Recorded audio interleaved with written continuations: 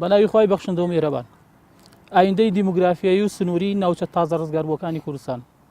پاش چاوەڕوانی 2 ساڵ سەرنجام شەڕی مووسڵ دەستی پێکرد و زوومی هاوپەیمانان و ناوچەیشی لەسرە کورد لە هەرێمی کوردستاندا بە شەڕی بەشدارە لەو شەڕەدا ئۆپراسیۆنەکانیش بەردەوامە ئەوەی پرسیارە لێرەدا ئەم جەنگە چەند دەخایەنێت و پێشمەرگا چ دەستکەوتێک مسۆگەر دەکات هەرێمی کوردستان بەڕووی چ ئایندەیەک دەبێتەوە باز لە پاش داعش دەکرێت ئایا بە ئاسانیە دێت ئایا پاش جەنگ هاوپەیمانان وەک سەربازێکی ماندوو مامەڵە لەگەڵ پێشمەرگە و کورد ناکەن لە هەرێمی کوردستاندا ئایا دیموگرافیای ناوچەکە و ئاوارەکان چ کاریگەریەک لە ئایندەدا بۆ هەرێمی کوردستان بەجێ دێڵێت دوای داعش کورد چۆن پارێزگاری لە ناوچەکانی خۆی دەکات لەو سنوورانەدا ئەمانە کۆمەڵی پرسیارن نازانرێت چۆن و چۆن بۆ ئەم جەنگە کورد دیراسەی کردووە و خۆی بۆ ئامادە کردووە بەڕێزان لەگەڵتانین لە بەرنامەی پەرز بە میوانداری هەر یەک لە بەڕێزان دکتۆر عومەر محەممەد دکتۆرا لە مێژووی نوێی کورد لە عێراق و هەروەها کاک سەردار عەبدوڵڵا پەرلەمانتاری پێشووی عێراق و هەروەها کاک دکتۆر وەگرمە مامۆستای زانکۆ سپاسانەکەین کاتتان تەرخەنگە و بەرنامەکە سواز بۆ بەڕێستان دووبارە کاک سەردارێکە سەرتا لە بەڕێستەوە دەست پێ بکەم کورد سوودێک لە جەنگی دژ بە داعش بە تایبەتی لە مووسڵ و دەوروبەریدا دەبینێت سپاس خۆشحاڵم کە لەگەڵ هەردوو برای بەڕێزم لەم بەرنامەیە لە خزمەتتاین و سڵاو ڕێزم بۆ بینەرانی بەڕێز و تەقدیر و حرمەتێکی زۆر بۆ هەموو پێشمەرگیژان لە دەستانەی کە داکۆکی لە کوردستان و لە دەستکەوتەکانی گەلی کوردستان و هەروەها داکۆکی لە هەموو مرۆڤایەتیژەکەن لەو جەنگەی دژ بە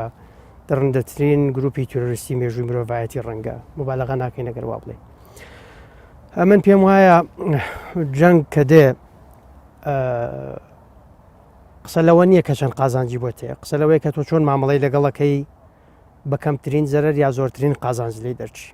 ئەمە پرسیاری جەنگە لە نەتیجەیە و قسە مەشهورەی ترۆتسکی هەیە کە ئەو قسەیە بێمانایە کە تۆڵی من معنی نیم بە جەنگ معنیە بە تۆ لە نەتیجە جەنگ هاتووە دەرگای تۆی گرتووە و میلەتەکەی تۆ بۆتە قوربانی جێنۆسایدێکی ترسناک کە تەسەورمان نەکردو جارێکتر لە فیلمەکان نابیبینین ئەوەی دەرحەق بە خوشک و دایک و کچەکانمان لە شنگالە ڕوویدا نەتیجە من پێم وایە کە جەنگ دێ ئێمە من بە منطقی تۆڵە بیر لە جەنگ ناکەمە چونکە ئامانجی جەنگ تۆڵەکردنەوەنی ئامانجی جەنگ سیاسەتە ئامانجی سیاسیە و ئامانجی جەنگ لە کلااوزڤیتسەوە وای لێ هاتووە کە سەپاندنی ئیرادە و شکاندنی ئیرادەی بەرامبەر و سەپاندنی ئیرادە و بەرژەوەندەکانی خۆت خواستێک نییە لەو بابەتە ئەنج من دەمێ بێمەوە سەرەوە بزانە مەسئلە داعش بەخواستی ئێمە نەهاتووە و بەخواستی ئێمە دروست نەبووە داعش هاتووە وڵاتی ئێمەی داگیر کردو و بەشێک لە میلەتی ئێمەی قەتڵعام کردو جەنگی مووسڵش خۆ ئیجازەم بە دێمەوە سەر ئەمە بزانە ئەو قسەیە من ساڵ نوێکش لەمەوە بەرقسەم لەسەر کرد قسەیەکی بێمەعنا لەنەو هەندێک ئەعلامی شەعبەویا پیا بوو کوڕی کورد بۆ لە شوێنێک بە کوشتەدەن کە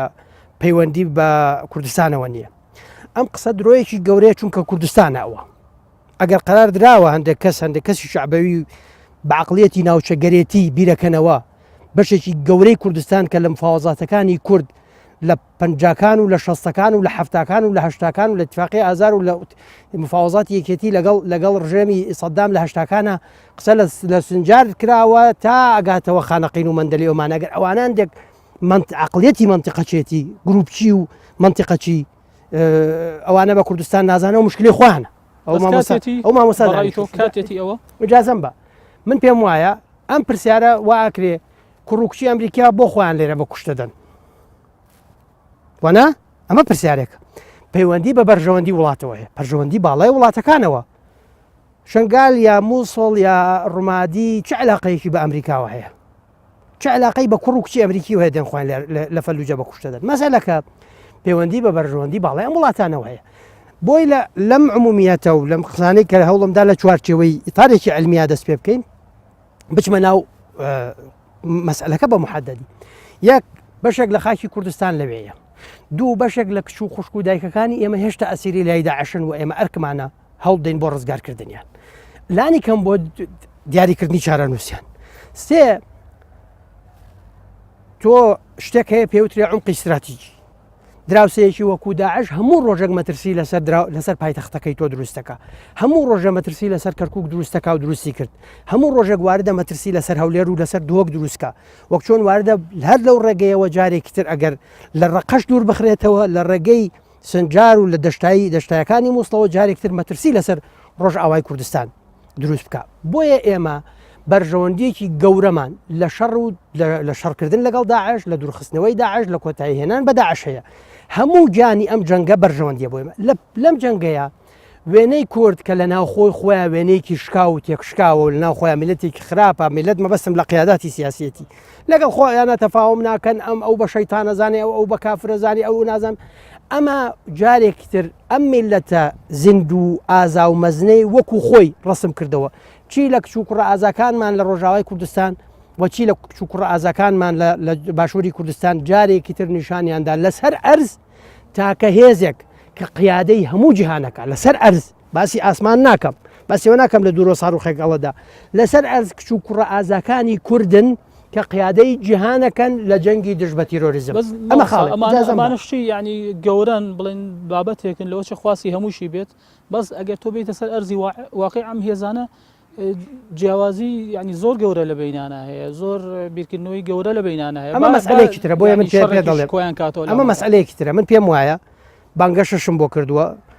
ئەم زاتە شایەتمە کاتی خۆی زۆر هەوڵماندا کە ئەتیفاقەیەکی چوارپارچەیی هەبێ، حیزب ئەساسەکانی کوردستان هەوڵ دەن ئەتیفاقەیەکی چوارپارچیان هەبێت 2 ساڵ لەمەوە پێش، بۆ ئەوەی نەکەوێنە ناو ئەم دۆخە، لە ناو خۆمانە تەفاهمێکەکەین بۆی کە ئەم دۆخە ڕووەدا و پێشبینیمان کرد بۆ ڕووەدا بتوانین ئامادە بین بۆی. دێمەوە سەر ئەوەی کە لە ڕووی عسکەریەوە جملەیەک تەکمیلە کەم و دوایی پرسیارەکەت کەم بوورە.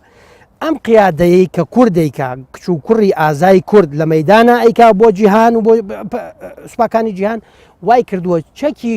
پێشمەرگە و چەکی شەڕوانی کورد لە ئاستی چەکی ئەوەی ئەو چەکەی ئێستش پێ درێت چەکی تەقلیدیە، بەڵام بە بەراورد بە چەکەکانی پێشووترمان کورد ئێستا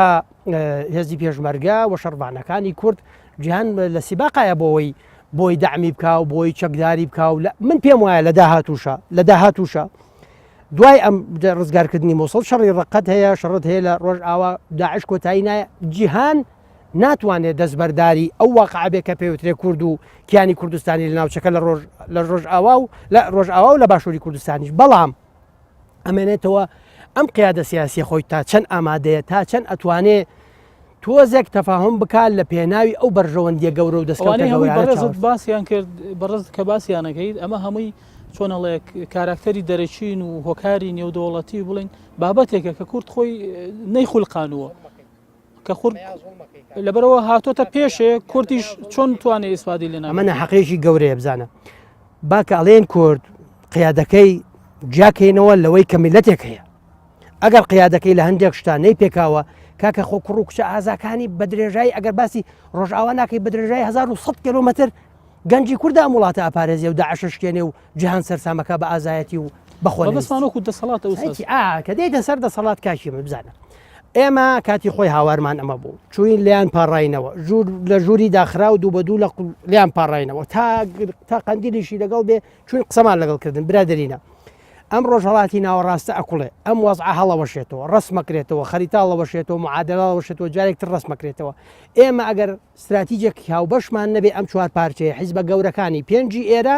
لەگەڵ گەورەکانی سێ پارچەکەی تری کوردستان استراتیجێکمان نەبێ بە تەبیعەتی حاڵە بینە بەشێک لە استراتیجی ئەوانی تر بینە بەشێک لە استراتیجی ئێرانی تورک هی سعودیای ئەمریکی هی داعشش ئێستا نەبووە زانی چیە بزانە بۆی نەبینە ئەمە بۆی بتوانین وەکو هێزێکی بەقووەت خاوەنی استراتیجێک بین سەرتاسەری جیهان بێت مامەڵەمان لەگەڵا بکات پێویستەکە اتفاقێکی پێشوەخت باش هەندێک محاولات هەبوو باشە دەست خۆش بێ هەر لەم بەشەیە بەڵام بەداخەوەش قسمانێنە بڵێ تۆ پێدوانیە ناوەند و بەغدا پێویستی بە هەرێمی کوردستان و دەسەڵاتی سیاسیە لە هەرێم بۆ ئەو شەڕەیان بە پێچەوانەوە هەرێم و دەسەڵاتەکەی خراوەتە خزمەت ناوەندەوە بۆی ئەو شەڕی پێ بکرێت. ئەز ئەم پرسیارم پێم وایە پرسیارێکی دەقیق نییە چونکە مەسئلەکە لەوەیە تۆ لەگەڵ دوژمنی هەرە گەورەتە ئێرانیەکان دوژمنی سەرسەختی ئەمریکا بوون. ئێستا وەختێ دێن دانیشن مەجموعەیەک ئەمریکی کە ڕخنە لە ئەمریکا سیاستی ئەمریکا گرن ئەڵێن کەس بەقەد ئێران استفادەی لە جەنگی ڕوخاندنی تالیبان و جەنگی ڕوخانی سەدام نەکرد. ئێرانیەکان متعاون بوون لەگەڵ ئەمریکایەکانە لە ئەفغانستان چونکە بەرژەوەندی هاوبەشیان هەبوو و لە عێراقیش متعاون بوون لەگەڵ ئەمریکایەکان چونکە چاوپۆشیان لێ کچکە بەرژەوەندی هاوبەشیان هەبوو هەم تالیبان بڕوخێت دوژمنێکی سەر سەختیوانە هەم یەکێک دەوڵەتێکی عوزما لەولاوە دێ سەدامیان لە کۆڵە کاتەوە کە 8 ساڵ گیریان خوارد بوو بە شەڕ لەگەڵی و شیعی ئەو وڵاتەکەی قەتڵ و عامە کرد و ئەوان دەیانویست لەگەڵ سەدام نەما حکمی شیع لە عێراق ببێتە باڵا دەست زۆر باش لەمەیە زین چییە لەم ئەم پرسیارانە ئاوە بە سادەیی ناکرێنی ئەمە ئەزانی چۆن بە بەڵگەیەوە هەتا شەڕی مووسڵ نەگەیشتە دو ساتەکان دەسەڵاتی سیاسی بە وەفدێکی ڕسمی نەچۆ بەغدا ڕۆشتنی وەفدی سیاسی بۆ بەغا و شەڕی مووسڵ پەیوەندی بە تەنیا بە ئیرادەی کاک مەسعود و عیبادی و مامۆستا سەلاحەدین و کاگە حەمەی حاجی مەحموو ئەو برادرانەوە نییە و هەروەها چۆن پەیوەندی بە ئیرادی ئەو برادرانە شۆ نییە کە مخاتعیان کرد مەسئلە جەنگێکی جیهانیە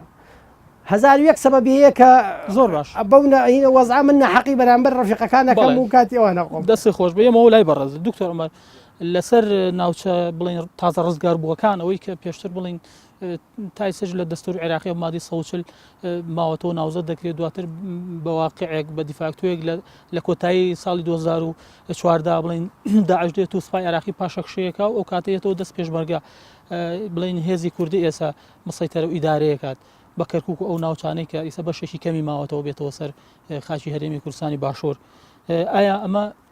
تا چەند احتیفازی پێوەکرێ پارێزگاری پێوەکرێت لە دوای ئەم جەنگە بەڕای بەڕێز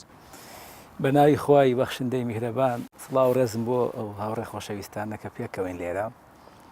لێرەوە سڵاوە نێرم بۆ گیانی پاکی بۆ ئەو پێشەنگی قارەمانەکان و درود و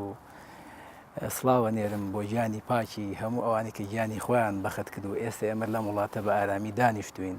وەسەری ئێمەیان لە تەواوی دنیا بەرزەوە کردووە و ئەبنەمایی شانازی بۆ ئێمە و بۆ نەوەکانی داهاتوش بێگومان خاڵێکی مەترسیدار کە وەکو تەکمیلەتەن بۆ ئەوەی کاکسەردار ناوچە جێناکۆکەکان یەکێک لەو خاڵانەیە کە پاڵنەرێکی بەهێزە بۆی کورد لەم پرۆسەیەدا بەشدەکە بەشی هەرە زۆری ئەو ناوچانەکە کەونە سنووری پارێزگای مووسڵەوە ئەگەر تۆ سبەینێ لەو هەرچەند من لەگەڵ خاڵەکانی کاکسەردارە بەرپرسیارەتی گەورەمان لە ئەستۆدایە کە بێ بەشداری بکەین وەکو بەرپرسیارەتی ئەمە یەک دوو بۆی هەڕەشە لە خۆمان دوورخینەوە چکە ئێمە لە بەردەم هەڕەشەیەکی گەورەیین نێوانی هەولێر و مووسڵ نێوانێکی زۆر دوور نییە و هەندە هەڕەشەکەشمان بە چاوی خۆمان بینیەوە بەردەوامی ژەوی و هەڕەشەیە بەردەوامە بێ بۆ دوورخستنەوەی ئەو هەڕەشەیە و هەروەها بۆ سبەینێ بتوانێت کورد کارتی بەدەستەوە بێت چونکەوەی زەوی بەدەستەوە ئەگرێ سبەینێ قسەی بیسراوە بێ ئەگەر تۆ لەو شەڕا بەشدار نابی هەرچەند پێم وانە بمانتوانێت بەشدار نەبین چکە شەڕ لە بەردەرگای ماڵەکەتەوە مەلەفی عێراق و کوردستان مەلەفێکی کراوەیی ئیقلیمی نێودەوڵەتی گەورە و هەمووشمان کۆکین لەسەر هەموو لایەک چەند جیاوازی لە نێوانمانە هەیە هەمومان لە خاڵێک کۆکین کە داعش دوژمنی هەمومانە تەنانەت ئەو سونانەشی کە لە سەرەتاوە وەکو عەرەبەکان ڕە ئیستەبشەرەو بهم خەیرەن چەپڵیان بۆ لەیان ئێستا وەکو دوژمنێکی گەورە سەیری ئەکەن سونەکانی مووسڵ بۆ پەنا بە تورکیا بن لە ترسی ئەو هەڕەشە گەورەی کە لە ناو مووسڵا و لە دەرەوەی مووسڵ و لە ناو چەند جێناکۆکان و بە تایبەتی لە خوارەوە چاوەڕێیەکەن کەواتە بەرپرسیارەتی وەکو بەشێک لە مەنزومەی دیفاعی عێراقی وەکو دوورخستنەوەی شەڕ لە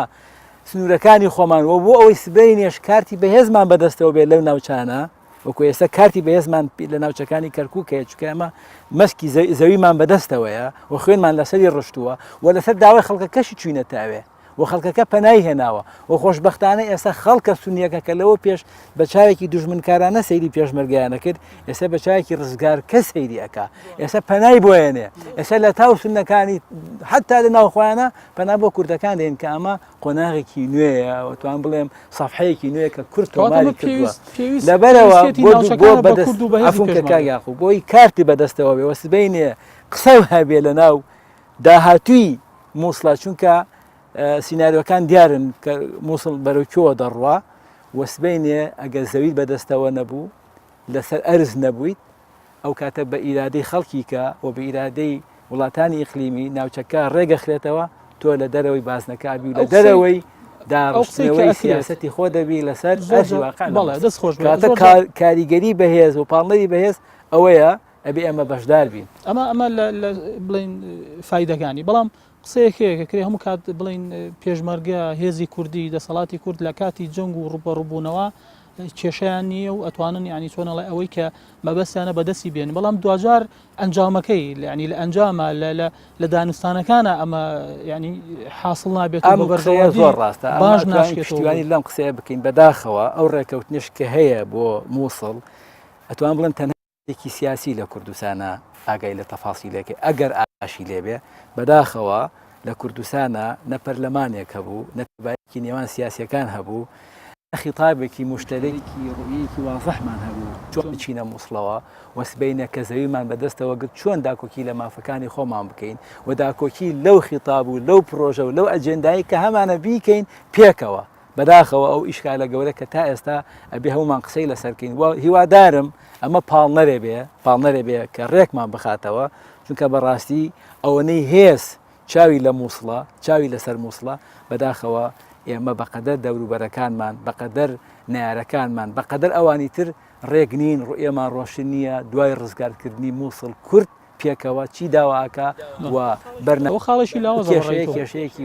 واقعیە و حەقیقیە و ڕاستە و هەبوو بەداخەوە کە ئێستا ئێمە ئەجێندا و خیتاب و یەکی مشتەرەک و وازەحمان نییە کە پێکەوە بتوانین بزانین دوای ڕزگارکردنی مووسڵ کورد چی ئەوێ بەداخەوە هەر بۆ نمونە لەم ڕۆژانە لە پەرلەمانی ئوسترالیا کۆبوونەوە بۆی کە چۆن ینی تەعامل لەگەڵ شەڕی مووسڵ و بەشداربوونێکی تر بە شێوازێکی تر بکەن ینی ئەمە جێگەی سەرنجە لە ئەو بەشداری نەکردنەوەی کورد لە پاریس هیچ ڕۆڵی نییە باسی پەرلەمانت کرد بەڵام ئەوەتە سەیرەکەی لە وڵاتان ئەو بەشداری پێنەکردنەوەی کورد لە پاریس کە هێزێکی وڵاتێکی وەکو لوبنان بەشداری پێکرێ وڵاتێکی وەکو ئوردون بەشداری پێکرێ بەداخەوە ئەو خەتا چییە خەتا لە ناوەندەوەیە بەتایبەتی لۆمەی وەزیری دەرەوە کرا لەلایەن حکوومەتی هەرێم و هەموو ئەوە خەتای وڵاتانی دەرەوەش هەیە کە بەڕاستی تۆ هێزێک لە سزەی شەڕەکە سەرکەوتن تۆمارەکە و بە ناوی هەموو جیهانەوە توانیەتی بەرگری گەورە بکە ئەمە چ مەسیجێگە گەیەنێت لە کاتی شەڕێک ینی کە تۆ وەکو وڵی کاسەداژوای شەڕ بۆ جیهانەکەی تۆ تاکە هێزێکی بەرامبەر بە داعش لەسەر ئەرزە لەو کاتا تۆ چۆنەڵێ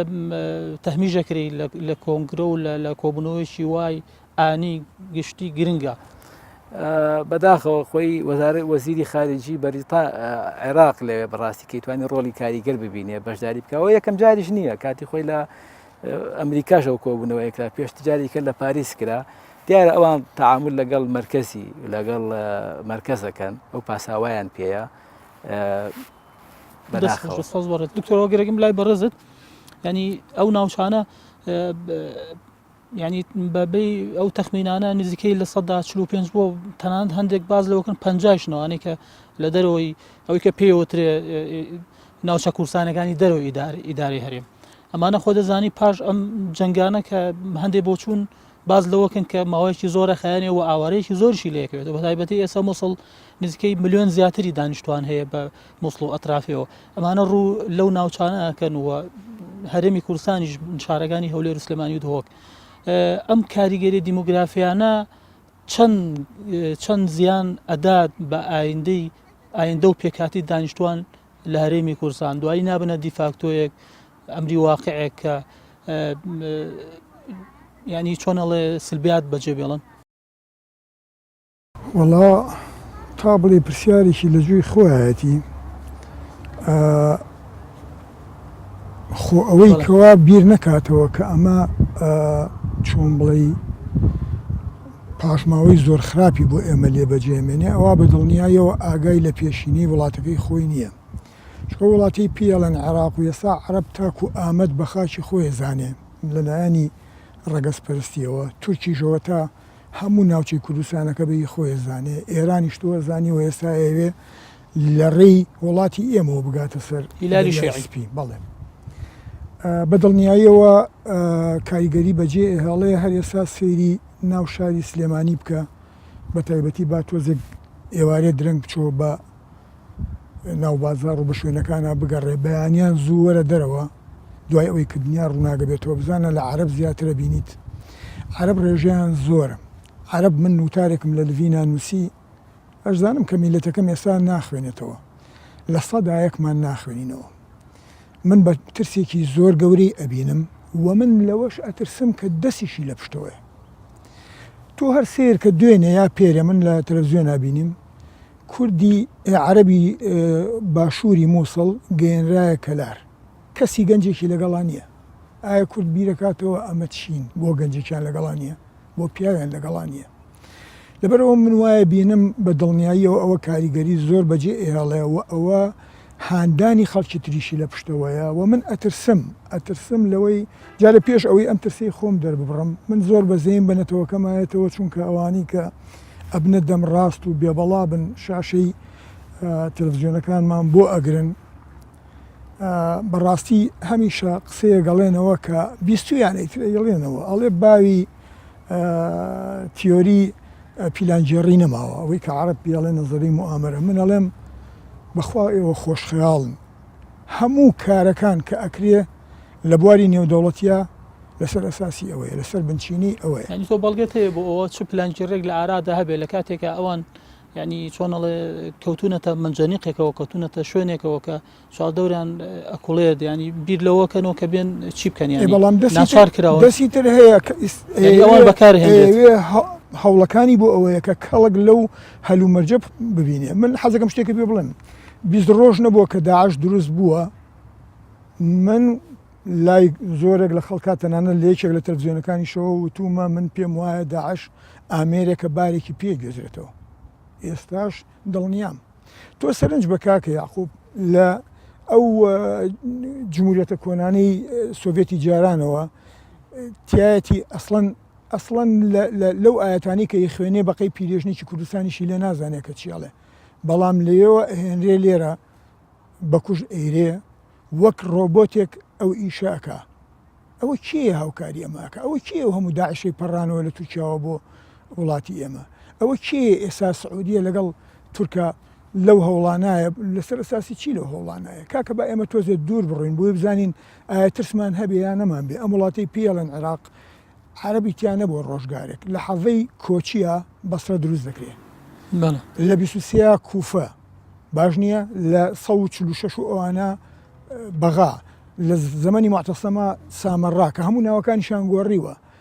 بەردەوام وەکو سەرەتان لە لەشی ئێمەیانناوە مام جەلال لە یاد مەجارێک گوتی ئەمە کە ناوە بێم هیوادارم وا لێک نێرێتەوە من لە منتەڵەقیچکۆ من سوپاس بۆ خوا حیزبی نیم وتی کاتێکە لە ئێمە لە کەرکووک خوێنکار بووین وتی تاک و تووک تەلەبەی هینمان هەبوو بەڵام باوکیان یا فەرمانبەر بوون نەقڵکرابوون بۆ کەرکووک یا ئەفسەر و ئەمانە بوون لە سوپایە دەبەڵام ئێستا سێری کەرکووکە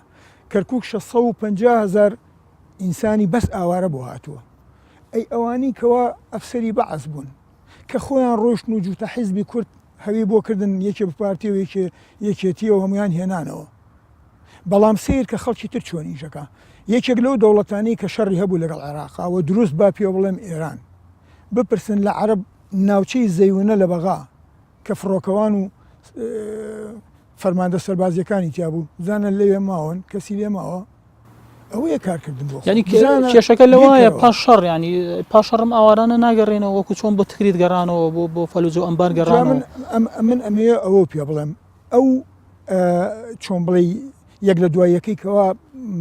خزمانی عەرەب پێی زیاکەن جیاوازە لە نەتەوەکانی کە حەزەکەم لای ئینسانی کورد ئەمە ڕوون بێ بە تایبەت لە ئاینزای شیعەیە چۆن بڵێ هاندانێکی زۆر هەیە بۆ خستنەوە بە دوو ئاڕاستە ئەوەی کە لەگەڵ عەرەبە هەڵسوکەوتی کردی بێ و لە ناویان ناژیا بێ ئەزانێ کە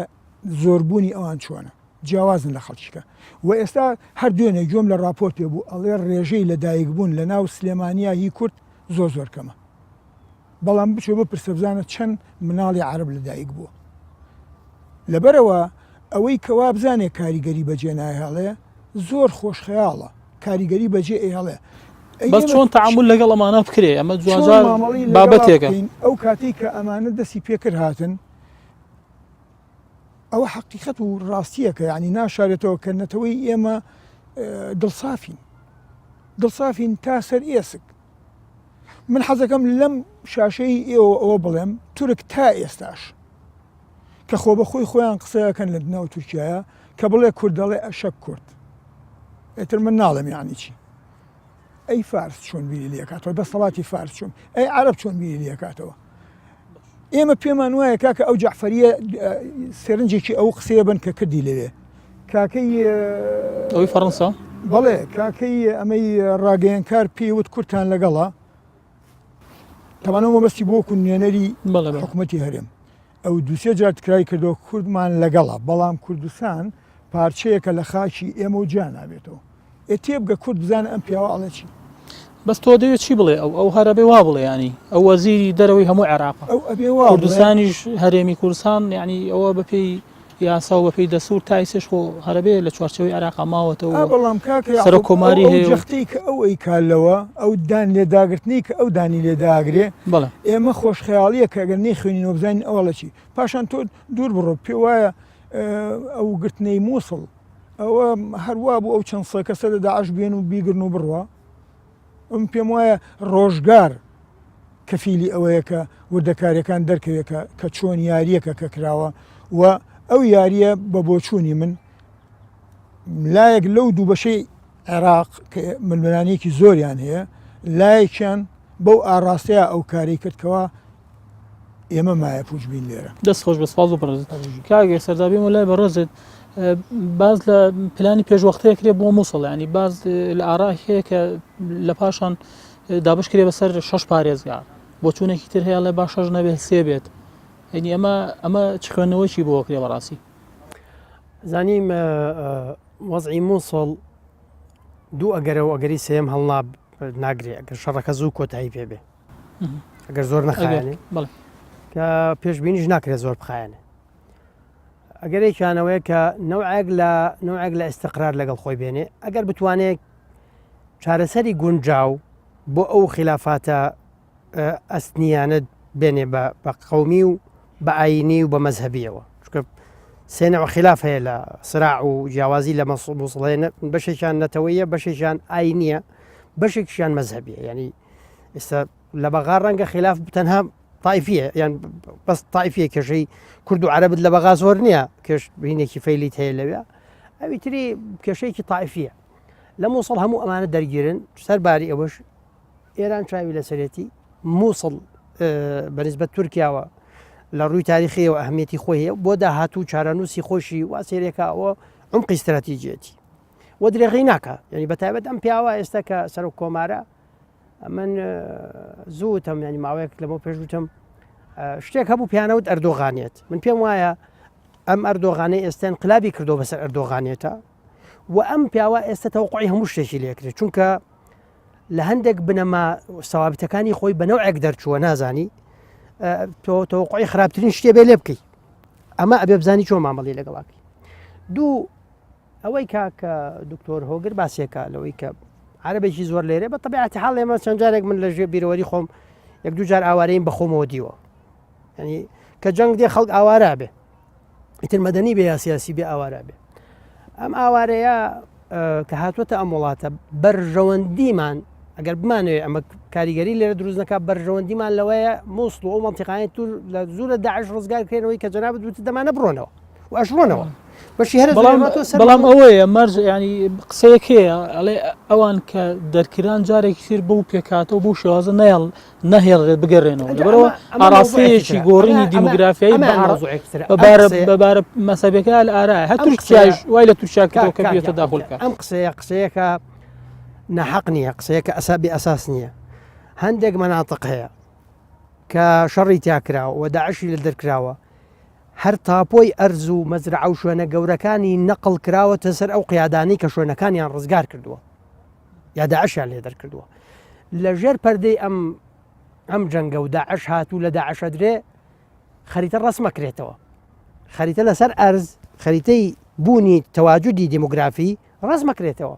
لە مووسڵ لە ئەمبار کراوە لە جنوبی بەغا کراوە کە پێوترێ حەزان بەغداد و جنوبی بەغا مشکلێکی گەورە بوو بۆ ئەمنی بەغا لە دیالە کراوە چووکە بە درێژای تاریخ بە دیالە وترێ مەخەدەت بەغداد لەکوێ ناڕێکیەک لە سەرینەکەی بێ بەغا خەوی لێ ناکەوێت لە سەردەمی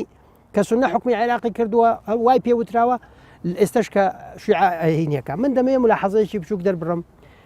کورد میلەتێکی ساویلکە نییە کورد هەندێک لە سەرکردەکانی ساویلکەن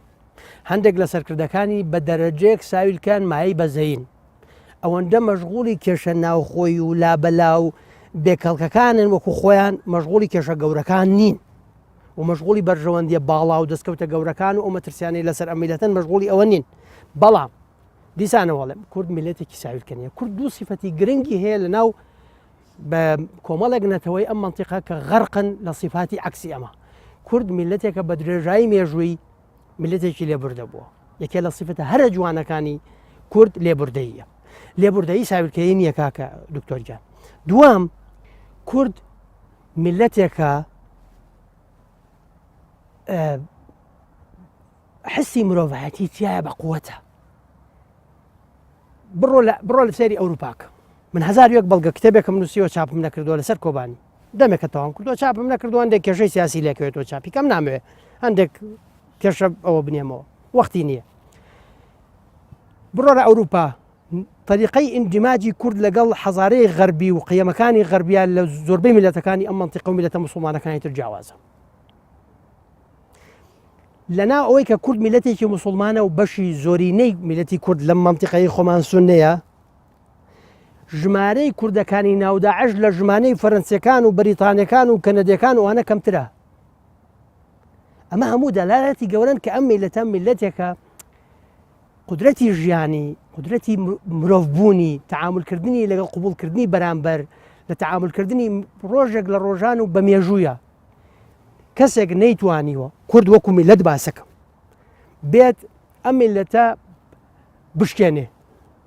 توانوێتی داگیری بکە بەڵام نەیتوانیوە بشکێنێ بە دەلیلی ئەوەی دوای هەزاران ساڵ داگیرکردن و ئیمپەراتۆرێتی گەورە هاتووە و هۆلاکۆ هاتووە و نازانکی ئەسکەندەر هاتووە. لە نەتیجە کورد میلە ئەو میلەتە زیندوو مەزنەیە کە هەر چوار پارچەی کوردستانە ئێستا لە دوو پارچەیە کیانی هەیە و لە دوو پارچەی ترە زۆر ڕۆژی گەورەی عەفوم بکە دێمەوە سەرەوەی چاویلکەی هەندێک لە قیادات و عینادی بەشێک لە قیادات و نەحاڵیبوونی بەشێک لە قیادات کە لە ئاستی ئەو ئەرکەنین جەنابەت پرسیارێکی دەقیقت کرد کە کچ و کوڕی کورد زۆر ئازا و مەزن داکۆکیەکەن. ئێوەش تۆزێک بەرز بنەوە بۆ مستەوای ئەو کچ و کوڕە گەنجانەی کە نەشەهادەی ئێوە نەمۆقعی ئێوە نەینی ئەویان هەیە کە بەرز بنەوە بۆ ئەو ناویسترێت نێت نییە ینی چۆنەڵێ مەبەز نییە بۆ ئەو بابەتە. من لە سیاسەتا ئەوەی کە پێوترێن نەمە لە ئەعمال و بنیات لە ئاینا ممکنە بەڵام لە سیاسەتا زۆر بڕوان پێی نییە لە نەتیجەیە ینی مەبەستیان نییە ئەو سیاسیانە ینی ئەو حەقایقانی کە جەنابتان باس کرد ممکن نییە سیاسیانە ئەبێ اعتراف بۆ بکەین. ئێستا ئەم بەرنامەیە جەنابەت ماوەیەک هەیە ئەم حەڵقەیە خەڵک لەسەر ئەساسی ئەم حەڵقەیە حکومەدا ئەم سێزاتە جەنابەت باش دیدارە داوایان نە ئێمەش باشمان مشکلەوەی ئەبێت تەقیمیان کەینەمانە دەبێت پێیان بڵێن کاکی خۆم تۆ شکستت هێناوە تۆ ناتوانی معادلە لە عێراق بخوێنی تەوە شکستێنی کە ئەو مەخاترانەی عێراق لەسەر کوردستانە ناتوانی معادلێ ئەوە بخوێنیتەوە کە داگیرکەرەکانی کوردستان لەکوێ دەعمی تۆ ئەکەن و دژی یەکتر لە شوێنەکایەکە گرنەوە لە دژی تۆ ناتوانی ئەمە بخوێنیتەوە کە تورک هەڕەشاکە و ناتوانی کێشە ناوخۆیەکان بزانە من قسەیەکم کرد بمبورن لێرە ئەیکەمەوە بەڕەقیش ئەیکەمەوە حیوان بە حیوانی خۆی خوا فترەتی پێبەخشیوە ئەزانی ئەولویاتی خۆ ڕێکخاتەوە کە بەرەو زستانە چێ و زەخیرەی زستان یەخا هەوڵەدا شوێنی گەرم تەمین کە هەوڵدا شوێنێک بێکە هات نەسەری چۆن دیفاعەکە حسابی ئەولوێتی خۆیەکە بەرەو بەهار و هاوین و ئانە ڕۆژ ئەولوێتی بەپێی متەغەیرات ئەواکە یعنی بەشێک لە قیادات و بەشێک لە ڕۆشنبیر و میدیاکارەکانی کورد لەگەڵ ڕێزی زۆرم باسی شەخص ناکەم باسی شخصیەتەکەم باسی عقلێتەکەم بەقەد حیوانیش بەقەد حیوانێکیش ئاوازیان بەوە نییە کە بزانن تەرتیبی ئەولویات لە زەرفێکا کە جیهان هەڵەوەشێتەوە هەموو جیهان شەڕەکە ئەمە جەنگەی لە مووسڵ جەنگێکی جیهانیە ئەو هەموو جنسیاتەی کە دکتۆر باسی کرد لە ناو داعش شەڕەکەن نیشانێدا بە تەرەفێک هەموو جیهان لە شەڕە و بە تەرەفێکش دەوڵەتانی تری جیهان هەموو لە شەڕن لە بەرامبەری ئەمە خەریتە ئەلگۆ هەڵەوەشێنێتەوە معادلات ڕسمەکاتەوە بەڵام ئەوە بەدەستێگە کرێ کورتەیە لە چەپڵە بەدەستێ لە ناژێن ئەم قیادەیە ئەم نخبەیە ئەم ڕۆشنبیرە ئەم میدیاکارە متەخەلفە لۆکاڵە مەفروزە تۆزێک لەم لۆکاڵیەتە دەرچێ بزانێ تەرتیبی ئەولوێتی لەسەر ئەساسیەوە بکاتەوە کاکەمە ساڵی 2000 دەنیە ئێمە خلافەکانی ناوخۆی خۆمان مەسائلی ئەساسی بوون من ناڵێ ئەمە ئەساسی نین بەڵام شتێک هەیە پێوتری ئەولوێت تۆ بۆ زستان ئەچی نەوت پیاکەی خەمی مشوری نەوت پیاکردنتە بۆ زستان ئەچی جلوبەرگی ئەستور پیاکەی بۆ هاوین بیر لەوەکەیتەوە چۆن مبەردەیەکی باشێنی سیاسەتیش وایە سیاست کە گۆڕانێک دروست بوو تۆ بەپێەوە بێ ئەولویاتت بگۆڕی ئەمە پێوترێ عینادیەت و ئوسوڵیت من چەقیوم بەمەوە تەلاقم کەوتوی ئەمە نەبێ نابێ ئەمە پێوترێت تخەلف ئەمە دواکەوتوی بەشێک لە قیادات و ڕۆشنبیر و ئەمانەی تۆیە ڕۆشنبیر هەیە ئەزانی چیەکە بزانە بۆی تۆزێک سەریح بین کە قسە لەسەر سوڵتە ئەەکەین قسە لەسەر خۆشمان بکەین ڕۆشنبیرت هەیە بەنەست جملەیە گەڵێ کە من تەریقە بمەوەیڵێمەوە ناچارم بیڵێمەوە بۆی بەخەڵک بڵێم ئەڵێ تف لە وڵاتێک و لە مێژوویەک کە فڵان شانازی پێوەکە ڕۆشنبیری تێکۆشەر ڕۆشنبیری شەریف ئەڵێم لە مقابل ڕۆشنبیری ناشەریف ئەڵێم ڕۆشنبیری شەریف کە وڵاتەکەی خۆی خۆشەوێ بەڵام تۆ بۆچی دوای هۆکارەکانە بۆچی وای کردووە باسی هۆکارەکەم چونکە هاتی نەسەر هەندێک مەسایلی ناوخۆیی کە ڕۆشنبیرێک وڵاتەکەی خۆی خۆش بوێ ئەگەر دیکتاتۆرێک حکمی وڵاتەکەی بکە لە پێناوی خۆشەویستی وڵاتەکەیە نا بە خەڵک ناڵێ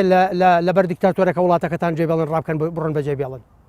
چەند سڵتەی کوردی مەسئولە لە ضعیفبوونی ئینتیما لەم وڵاتەیە دوو ئەوەندە ڕۆشنبیر و میدیاکەی تۆ مەسئولە لەوەی ئینتیمای لەم وڵاتەیە ضعیف کردووە نەتیجە لە هەر سەرتاسەری جیهان دەوڵەتێک کە ئەکەوێتە جەنگەوە لەگەڵ نەیارە لەگەڵ دوژمنە جەبهەی داخلی بە قووەتە بێ مەسخەرەی کوردی پێ دەڵێ جەبهەی داخلی تێگەچێ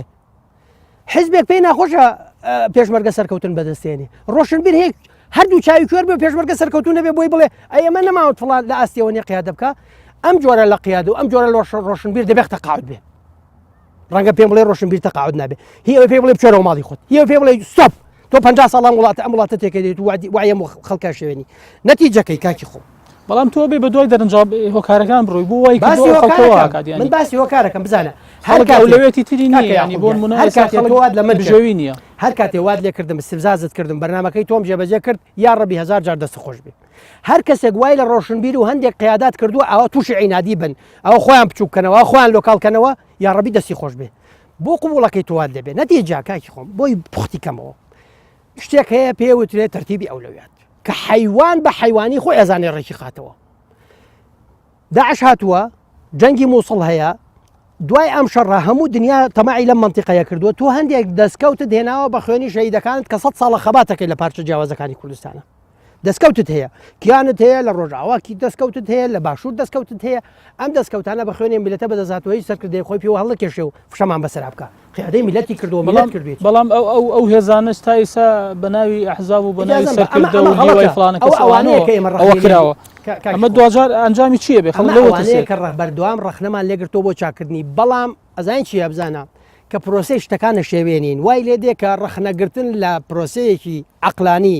دیاریکردنی خاڵی خراپ و باش لاواز و زەعیف دکتۆر گیانجەنا بت مامۆستای ڕەخنەی ئەوەیە کە ئەمانە دیاریکەی بۆتە مەزهب بۆتە ئامانج ئەزانی فترێک شیعاری بەشێک لە ڕۆشنبیر و میدیای تۆچی بوو دەبێت ڕەخنە بگرین ئیشی ڕۆشنبیر چیە ڕەخنەگرتن دۆ بۆ بێ ڕەخنە بگرین بۆی ببین بە ڕەخنەگرت کاکە ڕەخنەگرتن ئامانج نییە ڕەخنەگرتن علمە وەسیلەیەکە بەتایبەت لە سیاست و لە ئیدارەی کۆمەلگایە بۆ ئەوەیە تۆ ئیعادەی تەقیبەکەی باش و خراپەکەی ڕوئای وازحتر تەداتێ بۆی بنا بکەیتەوە بۆ ئەوە نییە من بۆی ببم بە ڕەخنەگر هین نییە وەزیفە و سیفەت وانە نییە نەتیجە مادام جەنگێکی گەورە هەیە مادام لەسەر وڵاتی تۆیە مادام ئەم جەنگە مەترسی گەورەی تایە بۆ تۆ ساڵانێکی زۆرە مامۆستا ئازانیم قسەیەکەیت جەنابیش دەزانی و خەڵکیش دەزانن و دەستکەوتی گەورەشی حەشارداوە لە خۆیان بۆ تۆ ئەمە ئەبێ خۆت جەبهەی داخلی ڕێککەیتەوە چاکی کەیتەوە بۆی جارێکی تر تەنازولات ئەوەی بۆ دژمنیەکەی بۆ یەکتری بکە لە ناوەوە بچن تەفاهمێک بکەن بۆی بتوانین دەرەقەتی ئەمە بین ئەوەی مامۆساوتی بتوانانی بچیتە سەر مێزەکەەوە و لاعبێکی بەقوت کە لە سەر مێز بەقوتەوە دانیشتی و بەیەگرتووی دانیشتی بەڵام مامۆستا ئەوانە خواستی هەموو تاژێکی کوردە ینی بە هەموویەوە ناڵێم کاکی بەڵام ئەگەر ینی ئەمە لێبوردن و دانوستان و چۆنەڵێ نەرمینواندن لە ئاسی یەکترانە بێ بە تایبەتی نەبووە گەورەکان بۆ خوار خۆیان ئەمە چۆن دێتە مشکلە لەکوێیە مشکلە لەوەیە کە سەرکردەکان متعانتن بەس ڕۆشنبیرەکان و میدیاکەشت هانی نەداون بۆ تەفاهم و بۆ پێکەوە کارکردنت من کە ئەڵێم ڕۆشنبیر تعمیم ناکەم کەواتە ئاوەکە لەسەر ڕژاوە بە هەموویەتی بزانە دێ پێ دەڵێ چی بەشێک لە ڕۆشنبیرت هەیە حزبی نییە بەڵام بەنەوەیەک بۆ بە پارتی لە مەلایەکی بەشێک لە ڕۆشنبیرت هەیە ڕۆژێ ڕۆژان حزبایەتی نەکردەوە بەڵام بەنەوەیەک ڕقی لە پارتیە لە جەلالەکانی شەستەکانێکی یەکتر هانەدەن لە پیادانە لە یەکتر هانە دکتۆر لە بابەتەکە دەرنەچوین چونکە کێشەیەک تێ پەیوەندی بە جەبهەی داخلیەوەیە ئەم جەبهە داخلیە کە پرسیارەکەی کاک یاعقوب بوو بۆی بتوانین دەرەقەتی ئەمە بین خەلەلێک هەیە لەوەی ئێمە لە ناوە تەفاهممان نەکردووە ئەم تەفاهمە هەر یەکێکمان لە ئاستی خۆمان کە جەنابەت دوتت خواستمان هەیە بۆی تەفاهم بکرێت لە ئاستی خۆمان دەبێت زۆر هاان باش بدەین وە فشاریشان لێ بکەین بۆی تەفاهم بکەن دروستە دەست خۆش بێ بە ئیجازت ئەگەر کەمێک ویست وەڵامی هەبێت پێش ئەوەی مامەسا قسە بفەرمیێ من بە تۆ بڵێم تۆ کاتەکە وەک خوا بەشێکەوە یا وەک بەندەکان بەشێکەکەی بەڕێزت باسی دەوڵەت بکەین ینی باسی دەوڵەت بکەین لە دوای ئەو واقعی کە ئێستا هەیە ئەو بابەتەی کە بڵین هەرچی هەڵەسێت باز لە دوای داعشەکە دوای داعش چی بکەین چی نەکەین چۆن بێ چۆن نەبێ ینی تۆ گەشتبینی بە دوای ئەو بابەتەیە کە بەو زوویە ئاسانیە کۆتایی بێ بەو چۆنەڵێ بەو خەسارەتێکی کەم و مەترسێکی کەم بە قازانج بە کورتشکێتەوە ینی پرسی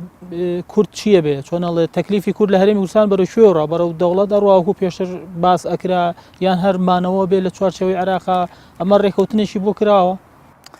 خۆی شەڕەکە چوار سیناریۆ زیاتر هەڵ ناگرێت دوای ئەمە چی ڕوئەدا لە مووسڵا وەکو مامەستا فەرمی دوو خیارەیە ئەگەر بەم نەخشەی بۆی دانراوە لە کاتێکی بڵین دیاریکراوە کۆتایی پێبێ ئەمە بە ئاسانی تێ ئەپەڕێ و ئیسیقرارێک دروستەکە کە ئەمە لەوانەیە احتیمالێکی کەم بێ احتیمالی مەترسیدارەوەیە کە ئەو شەڕە زۆر درێژە بکێشێت چونکە ئێستا لە ڕاوە داعش خەڵکە هێنێ وداعش بە مووسڵ وەکو عاصیمەت و پایتەختی خلافەکەی سەیرەکە و دوو ساڵ و تقریبا 2 ساڵ و ئەو نەمانگە تایە ماوەتەوە ئیستیحکاماتی باشی بۆ کردووە ئەگەری مەترسیدارەوەیە کە بە ئاسانی زوو کۆتایی نەیە کە کۆتایی نەهات دوجار ڕێخۆشەکە حەشتی شعبی داخڵ بێ کە حەشتی شعبی داخڵە بێ تورکیاش پاساوی دەستەکەوەیە کە داخڵ بێ ئەو کاتە شەڕەکە درێژە ئەکێشێ و ململانی ناوخۆییەکان ڕەنگایەتەوە لەسەر ئاستی ئیقلیمی پێچێت لەسەر ئاستی نێودەوڵەتی ڕەنگەی گەورەیە کە چاوەڕێکرێت بەڵام ئەو سیناریوانی کە هەیە بۆ مووسڵ لەم چوارەی کە باسم کرد تێ ناپەڕەیە کە ئیسە باسیەکەم عەفوەن سیناریەکەمەوەیە کە دەوڵەتی بەغا داوایەکە زوو ئەم نەخشەی جێبەجێ بکرێ و ئیستیقرار و مەرکەزیەتی خۆی بەسەر تەواوی عێراقا بسەپێنێ کە ئەمە داخوازیەکی ئێستای مەرکەزە داخوازی عادیە و ئێرانیشی لە پشتەوەیە بەڕاستی و ئەمریکا پێسا و هەموو وڵاتەکان داواکەن کە عێراقێکی یەکپارچە و مەرکەزیەتێکی بەهێز کە بتوانێت عێراق بەڕێوەبەرێ ئەمەما داخوازیەکە و ئەوانەی لە پشتەوەی داخوازی دوامەوەیە کە بێتە هەرێمێک وەکو هەرێمی کوردستان کە دەستوری عێراقی ڕێگەی پێیاوە و ئەم هەرێمە کێشەی ناوخۆیی هەیە ئایا کام لە سونەکان ئەتوانێ ئەم هەرێمە بگرێت چکە کێشەی ناو سونەکان ئێستا و لاوازی سونەکان ئێستا وای کردووە کە چاوەڕێکن هێزەکانی تر خاکی خۆیان بۆ ڕزگار کە خۆیان و دەسەڵات و توانیان نییە لە ئێستادا جیاوازی نێو خۆیان و هەروەها تەعاملی خراپی بەغاژ لەگەڵ سونەکانی مووسڵا بە تایبەتی لاوازی کردوون تەنانەت لەم کاتانە داوای محکەمەی ئەسیل نجافیەکە کە ئەمە خۆی بۆ خۆی جۆرێکە لەو سیاسەتە ناعادیلانەی کە بەغایکا بەرامبەر بە پێکاتەکانی کە لە عێراقا سیناریۆی سێهەمەوەیە کە ئەوەیە بێتە وڵاتێکی کۆنفیدرالی عێراق دابش بکرێت بۆ سێ هەرێمی سەربەخۆ بە کوردستانیشەوە کە ئەمە قسەی لێ ئەکرێ وەکو ئەگەرێک باس کراوە تەقسیمی عێراق بۆ سێ فیدراڵێت و لە چوارچەوەی کۆنفیدراڵێتێکە ڕێک بخرێتەوە ئەگەری کەش هەیە باز لەواکەن کە سایکسبی کۆیەک سونەکان بە درێژای لەگەڵ سووریا شتێکی وا هەیە ڕێک بخرێتەوە جارێکی کە و حتا باز لەوەش دەکرێت کە ئەگەری ئەوە هەیە خەونەکانی تورکیا کە ئێستا هەیە بۆ مووسڵ ئەو ئیتفاقیە ئەنەی کە لە 1920 و دواتر 26 و دواتر ڕێگەدانی لەلایەنی ڕژێمی عێراقەوە بە تورکیا کە بێتە ناو کوردستانی عێراقەوە ئەو ڕێکەوتنی کە پارتی دیموکراتی کوردستان ئێستا لەگەڵ تورکیا هەیەی کە ئەمە ڕێکەوتێکە زاڵمەی خەلیلزاد باسی لێواکە ئەمەش ئەجێندایەکی ترە ئایا چەند سەرەگرێ نازانین ئەگەری بەهێزبوونی ناوەندی هەو لە بەغا کورد دیسان کەواتە خزمەت بۆ بابەتە ناکات یعنی کورد لە ئێسادا خزمەت بەو بەهێزبوونی ناوەندیەتیە لە بەغا ناکات لە کاتێکا کە کۆتایی داعش بەهێزبوونی ناوەند و عێراق و پاشان بە زیان بۆ هەرێمی کوردستان بشکێتەوە ئەگەر یەکەم بێت ئەگە سیناریەکەم بە تاکید وایە بەڵام وا نازانم کێشەکانی عێراق ئێستا لە ناوخۆیە و خلافات و جیاوازەکانی نێوان شیعە لە نێوانی خۆیانەوە ئەو هەموو هێزە چەکداری کە ئێستا دروستیان کردووە بە چەندەها ناوی جیاجیاوە بەژەوەندی هەمویان نییە بەژەوەندی هەمویان نییە ینی بەژەوەندی ئەوان جلەوە کۆ نابێتەوە کە ناوەند بەهێزکەن و ئەمە ئەگەرێک و خواست نەش پراوێستتر بخەن ئەگەرێک و خواستێکە کە ئێستا ئێران لە پشتێتی و بەغا خۆ ئیشی لەسەرەکە بەڵام پێ ناچێت بتوانێت ئەو ئەگەرە سەرکەوتوو بێ و ئەگەری بەهێزەوەیە مووسڵ بێتە فیدراالەتێک بەڵام کێشەیەک لێرە لە بەردەما هەیە ئەویشەوەیە کە هەنێ لایەنەکان بە تایبەتی کریسیانەکان داوای پارێزگایەکەن بۆ دەشتی نینەوە لە هەمان کاتا ئیزیدیەکان داوای بە پارێزگابوونی شنگالەکان و لە هەمان کاتا سونەکان داوای فیدراالەتێکی بەهێز بۆ پارێزگای نینەوەکەن لە بەرامبەری پەرلەمانێک لە دوکارە دەنگیاوەکە بێ ئەو سنوورەی کە لە پێشترە لە خەریتەی عێراقا دیاریکراوە بە هیچ شێوەیەک هێڵی سوورە نابێت دەستی بۆ ببرێ لە چوارچێوەی ئەم تەجاوزاتانە هەمووی ئەکەوێتە سەر ئەوەی ئایا مووسڵ چۆن ڕزگارەکرێ و ئەو هێزانەی کە دوجار لەسەر ئەرز بەدەستەوە ئەگرن و قسەی بەهێز بۆ ئەوانە ئەمێنێتەوە و لە هەمان کاتیشا بەڕاستی وەکو مامەسایان باسییان کرد ڕۆڵی نێودەوڵەتی کە لە ئێستاە ئامانجی هەرە باڵیان ئەوەیە کە داعش کۆتایی پێبێ و ڕێگاکانی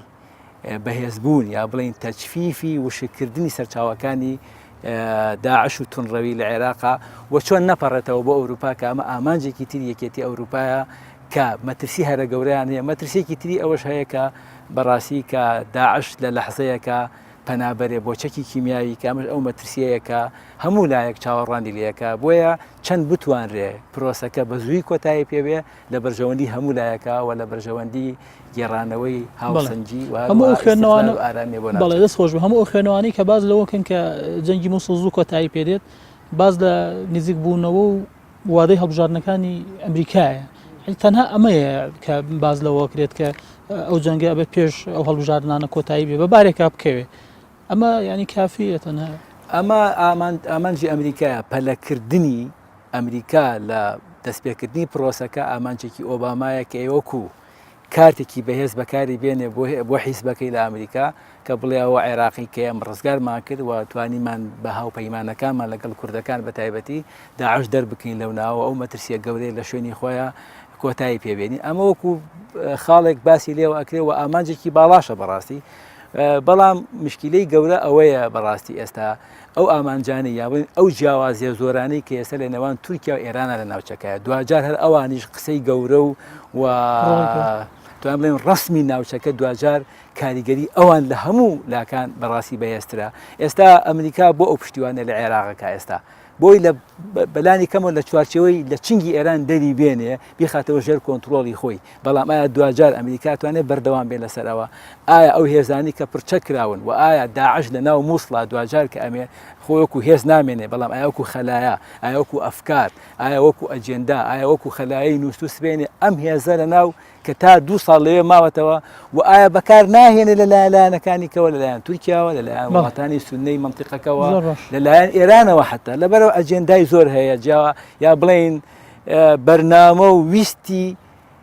دەرەوەی ئیقلیمی و نێودەوڵەتی و ناوخۆی بە دەر لە ویستی خەڵکەکەی کە ناو مووسڵاژی هەموو ئەمانە بەتاخەوە لە ناو مووسڵا پێکدادانەکە لە ناو مووسڵا ئیرادەی جیاواز و بۆ چوونی جیاواز ڕەنگی یاوەتەوە ئەمەش دوجار بەڕاستی بۆیە تۆ ئێستا ناتوانانی ئیستیشفاف یا بڵین بەڕوونی بڵێ دوای مووسڵ بەرەوکوێ ئەچێت چکە ئەتوانین بڵێن کێشەیەکی ئاڵۆزە بۆ یەکانە کورد بەڕاستی وەکو مامەسا باسی کرد ئەبێ واز لە هەموو شتەکان بێنین ئەم مەترسیە گەورەی کە لێرە ئەم ئاگرە گەورەی کە لێرەیە کەوتوێتەوە بۆیە ئەبووە ئێستا بەتایبەتی کاک مەسعود ئەبووە ڕۆڵێکی زۆر گەورەی هەبووە لەوەی کە مبادرەی چۆن ئامادەی دەبڕێ ڕێکەوتنیە بکە بۆی هێزەکان بنێرێت مووسڵ ڕزگار بکرێ دەبووە لە پێش هەموو شتێکە ئاوری بۆ ناوخۆ بەکارچیە هەموو هێزەکانی پێکەوە لە هەموو ئەگەرەکانی چونە ناو مووسڵ و بەشداری پێشمەرگا ئاگادار بکردایەتەوە و ئەو خوتانە یا ئەو پلانانی پلانی یەکەممان چییە پلانی دوومان چییە چۆن تەعامل بکەین لەگەڵ تورکیا چۆن تەعامل بکەین لەگەڵ بەغا چۆن لەگەڵ هێزە نێودەوڵەتەکان تەعامل بکەین و چۆن ئەم هێزە کاریگەری کە هەمانە دوجار بەرەنجامەکەی بۆ خۆمان بێ وەکو خۆوتر لە سەرەتاوە تەنها شەڕکەرێک نەبین ئەم خوێنە کە بەم سەخاوەتیە کورد ئامادەی تیا بیبەخشێ و بینیمان لە کەرکووکە چۆن خەڵک چۆن وڵاتی خۆی خۆشەوەیە بەداخەوە سەد جار کە ئاستی هۆشیاری سیاسی قیاداتی ئێمە ئەو نە ئەنانیە ئەو نە خۆویستە ئەو نە بێن خۆپەرستە بەڕاستی ناتوانێت دابەزێ بۆ ئاستی ڕۆح و گیانی پێشمەرگەیە کە ئامادەیتە لە مۆڵە تا بێ بڕاتەوە چەکەکەی گرێ بەدەست وڵاتەکەی خۆی بپارێزێ. یعنی بەداخەوە کە وەکو مامەستا باسێکی کە سەفەحەکانی مێژوو هەڵەیی نەواڵێن لە کاتی سولێمانی لە کاتی سەلیم پاشای عوسمانیە لە شەڕی چاڵدێرانە مەلای دریسی بەدلیسی ئەگێڕێتەوە ئەڵێ من بۆ خۆم 25 میلی کوردم بەسەر کردەوە و ڕێکم خستنەوە لە چوارچەوەی دەوڵەتی عوسمانیە بەرامبەر بە سەفەیەوەکان بوەسن 25 میل لە 25 قەڵای مەریوانە و قەڵای سۆرانە و قەڵای دمدمە و قەڵای بادینانە و قەڵای ئامێدی ئێستاش بەڕاستی مەداخەوە بەرزایەکانمان هەیە بەرزایەکانی سەری ڕەشمان هەیە بەرزایەکانی سلێمانیمان هەیە گردەکانمان هەیە یعنی بەداخەوە یعنی بەدەستی خۆمان ێستا ئەو ڕۆژانە دووبارە ئەکەینەوە لە کاتێکە ئاگرێکی گەورەی مەترسیدا لە بەردەممانایە کورد شەڕکەری سەرەکی و ئازا و توانێتی ڕوومان لە هەموو دنیا بگەشێنێتەوە و سەربەرزمانکە بەداخەوە سیاسەکانمان لە ئاستێکی لاوازی ئاوادا نەیانتوانی لایەکی جددی یا بڵین مبادرەیەکی جددی بۆ ناوخۆ بکەن بیل لە دوورخستنەوەی یەکترە لە چۆن خۆمان هەموو شتەکان بۆ خۆمان بگێڕینەوە هەموو ئەگەر سەرکەوتن بێ بۆ خۆتی بگێڕیتەوە ئەگەر پەرلەمانێک کاک یاقوب من لە بیرمە لە 92 سەوتی مۆتیکالۆم گرتو چکە لە کوردستان نەبووم لەو کاتەیە ئەڵێ ئین هەڵبژاردنێکە لە کوردستان نمونەی نییە لە تەواوی دنیاە خەڵک سنووقەکان ماجەکەن ئەو سنووقە کە ئەو ڕۆژە خەڵکی کورد ماچی کرد وەکو دەستکەوتی باڵای هەرە گەورە و لە مێژوونی خۆی بەدەستی هێنا ئێستا بە ئاسانی لە کارەخرێ ئەو پەرلەمانتارانە هیچ حسابێکیان بۆ ناکرێ ئێمە دابەزین بۆ چه ئاستێکی لاوازی سیاسی کە پاساوی نییە دەسۆش ساڵ بەڕێزت دکتۆرەگر بێم لای بەڕێزت ڕۆڵی هەرێمایەتی لەم شەڕەدا تا چەند کاریگەری دروست کردووە لە کاتێکا باز لەوە کرێت ینی حەڵەبێکی نوێ لە مووسڵ دروست بکرێتەوانێ ئەمە لەگەڵ بۆچوونی تۆ چیە لەسەر وەڵام من پێش ئەوە لەسەر قسەی کاکە سەردار زۆر بە جەختەوە باسیەوەی کرد کە کورد ساویلکە نییە بەڵام با من چەند شتێکی بیرخەمەوە تاریخی و ئێستاش بۆی بزانێت کە کورد ساویلکەیە بە دڵنیاییەوە ساویلکەیە ساویلکەیە بۆچی وەکو لایەنە نەتەوەیەکە ئەو باسی کرد نەگۆکو دەسەڵات و سیاست و ئاانیانی فهم نەبێت دکتۆر بەزێک یەک قەوس بە جەناب بۆی تووشی فهم نەبین لە مەوزوع من دیسانەوەڵم کورد میلەتێکی وریش بوشیارە وەکو هەر میلەتێکی تریش خەڵکی ساویلکەی تایە بەداخەوە بەشێک لە ساویلکەکان ئێستا بەشێکی زۆر لەوانەیە کە لە دەسەڵاتن لە میدیا و لە ڕۆشنبیر و لە هەرسێ دەسەڵاتەکە بە سیاسی و بە میدیایی بۆ ڕۆشنبیریەوە بەشێکی زۆریان سادە و ساویلکە و لۆکاڵن ئەجینا میلەتەکە زۆر میلەتێکەس ئەو دوو سیفەتەی جەنابەت دامە پاڵ میلەتی کورد مرۆڤ دۆستی و لێبوردەی یەک ساویلکەی بۆ تۆزیح با ئەو بۆ ڕوونکەمەوانێ مرۆڤ دۆستی هەر کاتێک کار گەیشتە ئەوەی کە تۆ زانیت لە سبەی نییە ئەم مرۆڤ دۆستی تۆ ماڵی تۆ کاولەکە ئەوە جێلەتیە ئەو باوکی جێلەتیە ئەو مرۆڤ دۆستی نییە جابا من با پێ بڵێم لەلایەنە مێژوویەکەیەوە لە بیستەکانە ئەو لێژنەی عوسپەیە کێن بۆ ئەوەی بزانن وڵاتی مووسڵ چۆن سیر بکەن یعنی خەڵکەکە چیان ناوێ ئەڵێ لە لای ئاکرێ پێم وایە ئەچنە لای سەرخێڵێک ئەڵێ ئێوە چیتانەوێ عێراق یاخود سربەخۆی یاخود وسیە چەند بژاردەیەکیان ئەخاتە بەردەم ئەڵێ تۆ پێم بڵێ خێڵی بەرامبەرمان چیان وت ئەڵێ تۆقە چیەمە لە تۆ پرسم ئەڵێ ناخر پێم بڵێ ئەڵێ تۆ مەبەستی چییە ئەڵێ ئەوە گەروتی بێتی عێراق من ئەڵێم نەخێر تورک ئەوە بگرە ئەمە لوتکەی جێلەتیشە نەک ساویلکەی ئەمە سەرخێڵی یەک قسەمان کردووە ژوان ئەم سەرخێڵەکان ئێستا ژوان دەبم بەخشە باستا لە میلەتەکەشا پێ بڵێم ئەمەی کە ئاڵم حەسرەتە لای من اینجا من مامۆستای ڕەخنەنیم کاکە سەردار من مامۆستای زمانم لە سۆڤێت دیێن لە ڕەخنەشا مامۆستایەکی خبرەت لێمە زۆرتر لەلانیکە ببوورە من لەو ڕواگەیەوەتم مەخسەم ڕاستکردنەوەیە چونکە بێدەنگەی لێ بکەم دوایی ئەوەی کە بیبینێڵێەوە پێی خۆشە پێ بڵێن نا مامۆستای ڕەخنەنی مامۆستای زمانم سۆڤێت دیێن لە مەهاباد دانیشن لەگەڵ سەرخێڵەکانە ئێوە خواستەکەتان چییە؟ ئەزانی کاکە یاقوب داوای چیەکەن ئەڵێ کابرا هەر پیان ئەڵێ وەک بڵێ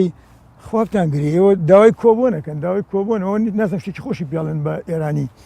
داوای ئەوەکەن بۆمان زیاکرە شەکر و چاوشتیەوە کوڕاڵێ من هاتووم بزانم ئێوە داوای سربەخۆییەکەن داوای خود مختار داوشتێکی وە تۆنی بلێری شەمان بابەتی هەیە بەڵام لە سلێمانی سەربەرزکردن لە سلێمانی سەربەرزکردن لەگەڵ لیژنەکە من ئێستا کاکە ئەو نقطانەی بازەکە بڵێ لەبیرن نەچێت لەو کاتە هەندێکت هەیە کە ئەوانە تێگەیشتون لە ئەلڤای ڕامیاری هەندێکت هەیە کە دواییە هەر ئەوانیش باشی بۆ چوون یعنی یەکێک لەوانە حاجی مستەفا پاشای یامولکیە کە دوجار ئەزانی هەموو شتێ تەواو اینجا ئەوانی ستەمکان عەرزەکەم مامۆستای بەڕێز ئەڵێ ئەترسم ئەی وەتەن بمرم نەبینم بەختیاری تۆ لەسەر قەبرم بنووسن وەتەن مەحزون و من مەحزون ئەوانە وتیان ویستیان بەڵام گوێیان لێ نەگیرا دوجار هەر ئەوە بووین کە هەین ئێستا لە ناو خەڵکی کووردا کاکە من لە ناوەدی زانکۆیان کارەکەم ئەمەش دیسان حەسرەتە بۆ من کاکە سەردار گەنجی کورد من تەلەبەی دواقۆناغی بە کەلۆرەسم دیوە ئەڵێ مامۆستا تۆ باسی چیم بۆکەی کورد و شتان ئەڵێ وەڵڵا مە حەزەکەم تورکیەی گرێ فارزی عەرەبێکی گرێ با بیگرێ تەلەبەیە ئەمە کەمیش نین کەوا ئەڵێن پێ بڵێم بۆوە ئەڵێن بۆ ئەڵێن بۆ وای لێ هات ئێمە بەڕڵامان کرد کاکە سەدا نازانمەوە کاتە جەنابە لە چۆ بووی من لە نەوەکانە جامعە سلێمانی 3 کۆلێج بووین چەند مامۆستایەک کە حاڵیشمان زۆر خراپ بوو زۆر خراپ بەڵام تەلەبەمان باشتر هەلومەرجەکە باشتر هیوایەکی زۆرمان هەبوو ئەو کاتە من بە مەسئولینم وتووە ئێوە پەروەردەتان بە تایبەتی سەرەتاییتان وەلا ناوە ئەوە کە لەگەڵ کەوت هەموو قۆناغەکان ڕوخێنێ کۆمەڵیش ڕوخێنێ ئێستا کۆمەڵ ڕووخا لە بەرەوەی پەروەردە نەما با بێمەوە سەر پرسیارەکەی تۆ کاکە من حەزەکەم ئەمە بۆ برادرانی شو بۆ ئەوانش کە ئێمە بینن چاگلیان ڕوون بێت تورک لە پێم وایە ئەگەر هەڵە نەبم لە دوای دروستبوونی حکوومەتی هەرێمی کوردستانە شاندێکی زۆر فراوان یەن بۆ بەغا بەڵام ڕاستیەکەی هەر یەک پەیام بووە پەیامەکەش ئەوەیە بە سەدامیان وتووە ئێوە وەرن ڕێکەون لەگەڵ ئێمە شیانی کوردی دروست دەبێت بەڵام وەرن با کارێ بکەین ئەوە هەتاماوە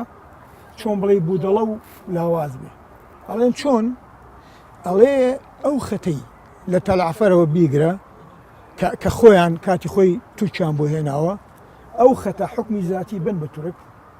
تێمەگەی ئەو چیانە تاماوە لێرە لاوازە بێ ئەوان ئەڵێ هەفتەیە کاتمان بەرێ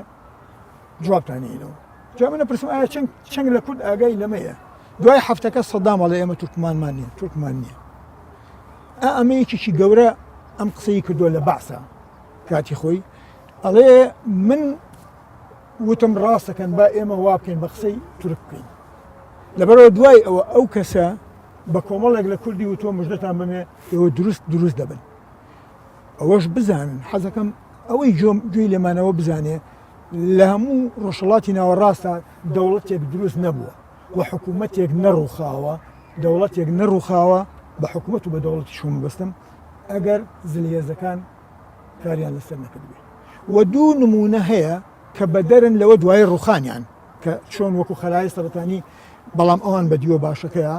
ئەویش مصدقی 53 لە ئێران 58 عەبدولکەریم قاسم و دوای ڕوخانیان بە و ڕێگەی کە ئەوەی کە خوێنەواری کورد بێ حتمما خوێنێتەوە زانێ کە چۆن ڕوخانیان